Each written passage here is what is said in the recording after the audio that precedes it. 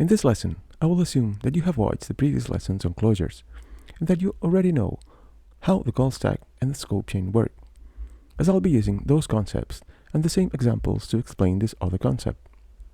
Now, if we go back to the example of closures about ordering coffee, here we have a function that is using some values from another function, once those values have already been removed from the execution stack. And we've seen how those values are safe inside of an object, which is stored in the heap memory. So basically, the JavaScript engine uses objects to store any value that it might need later on, even if they're gone from another section of the memory. In fact, thanks to these objects, we have closures in JavaScript, among other things. Now let's see what is the heap memory and how are these objects created. The heap memory, and by the way, it has nothing to do with the binary heap data structure. It's just another section of the memory which is totally independent from the execution stack, that you can understand as a kind of a cluttered warehouse where objects are stored randomly and for a period of time long enough to remain available for their use. So it does not work as a call stack, where functions together with their variables are removed once they are executed. Instead, whenever the JavaScript engine decides that this section needs to be cleaned up, it uses a mechanism called garbage collection, so we don't have to do it manually. But I'm not going to talk about that in this lesson. Just keep in mind that these objects remain available and safe, let's say, away from the execution area.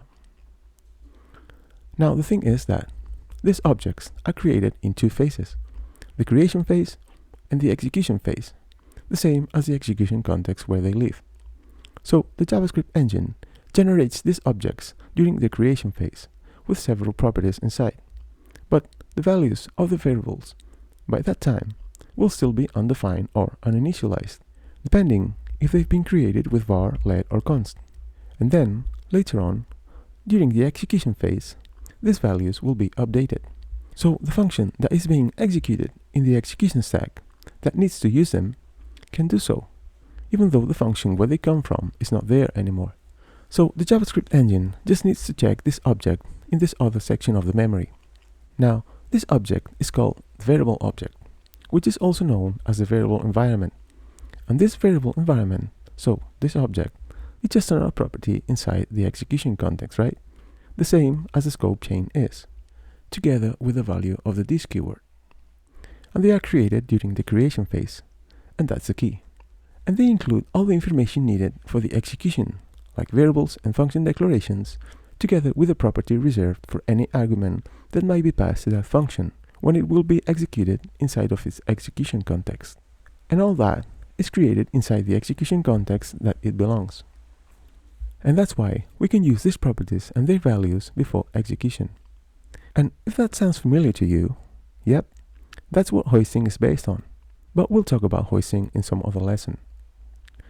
Well, I hope this was helpful, and if you have any questions, please leave them in the comments down below. I'll see you in the next lesson. Thanks for watching.